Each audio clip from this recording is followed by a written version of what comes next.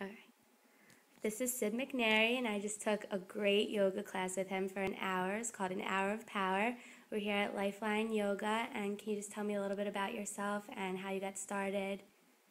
Well, I got started in yoga back in 1996 when one of my football players was injured. Justin McCarron's played in the pros, and he had gotten injured, and the only way to help him other than giving him shots was to try yoga.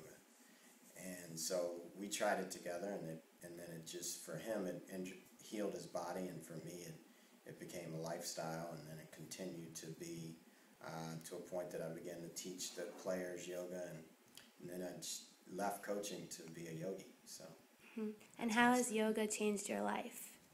for me, it's every step that it's opened my body up from injuries, healing asthma.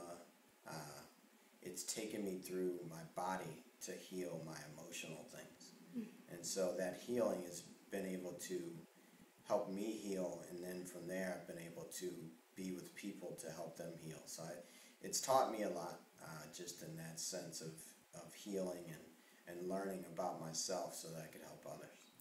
And do you believe that yoga is just a positive way to get a good mentality about things? Because as I blog about, the media just has such a terrible effect on our bodies.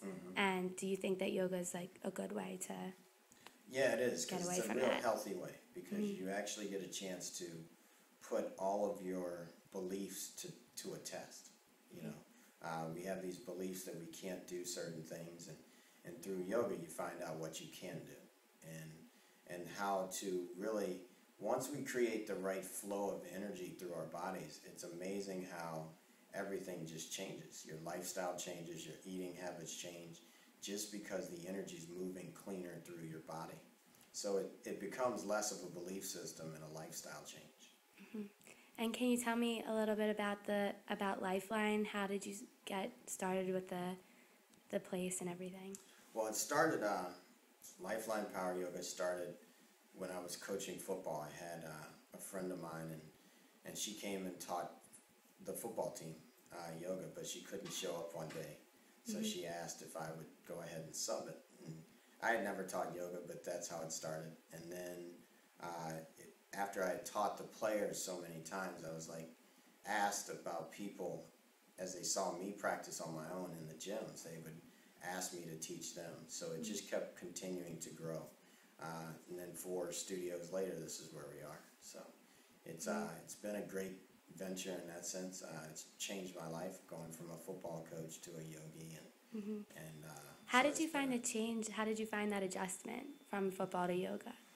it was a lot easier because there was so much stress as a football coach, trying to live up to the expectations of winning, and so this became really easy because I had already learned how to work really hard through football. So all the lessons that I had made this transition easier.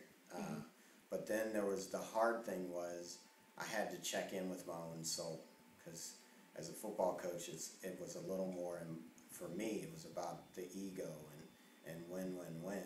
And so then all of a sudden I had to get rid of the ego to just live in a way of being at peace and being compassionate for others, and being more of service to other people.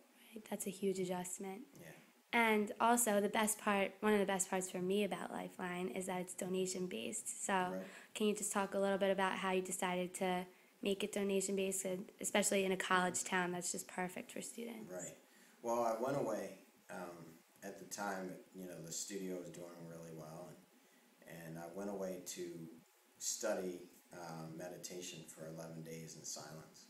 And when they take you away, they actually, it's all on donation, and it's about service and serving people.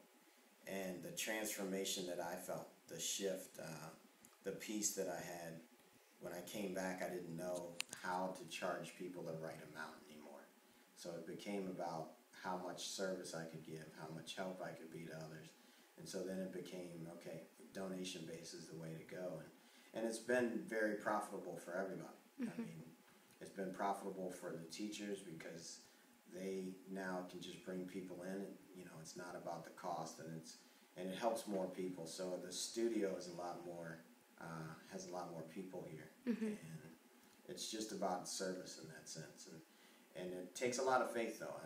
I can't say that everybody should do it, because it takes a lot of faith that the universe, or God, however you want to look at it, is going to provide enough people to donate enough to pay your bills and do all those things that we have to do. And so has been a great thing for me, though. That's great. And is there anything else you want to tell any potential yogis who's watching this or anything?